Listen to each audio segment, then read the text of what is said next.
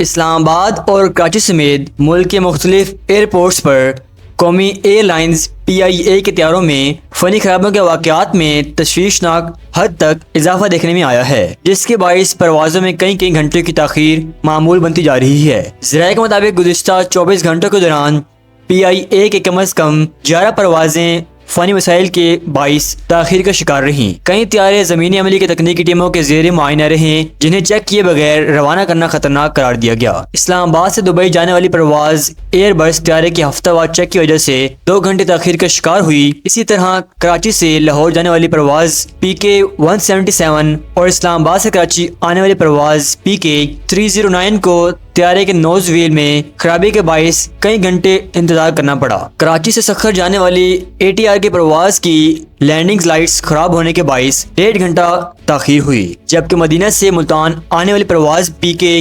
716 parking break کی خرابی کے باعث 3 گھنٹے تاخیر سے اڑی۔ ذرائع کے مطابق PIA کو اس وقت طیاروں کے فاضل پرزہ جات کی شدید کمی کا سامنا ہے۔ ایئر لائنز انتظامیہ مبینہ طور پر ایک طیارے سے پرزے نکال کر دوسرے میں نصب کر کے کام چلا رہی ہے، جس سے مزید تکنیکی مسائل پیدا ہو رہے ہیں۔ مسلسل فنی خرابیوں کے باعث قومی ایئر لائنز کا فلائٹ شیڈول بری طرح متاثر ہو چکا ہے، جبکہ مسافروں کو ایئرپورٹس پر گھنٹوں انتظار اور ذہنی اذیت کا سامنا کرنا پڑ رہا ہے۔ ماہرین کا کہنا ہے کہ اگر یہ صورتحال برقرار رہی تو PIA کی ساکھ مزید متاثر ہو سکتی ہے اور بین الاقوامی سطح پر اس کے آپریشنز کے لیے بھی خطرات بڑھ سکتے ہیں۔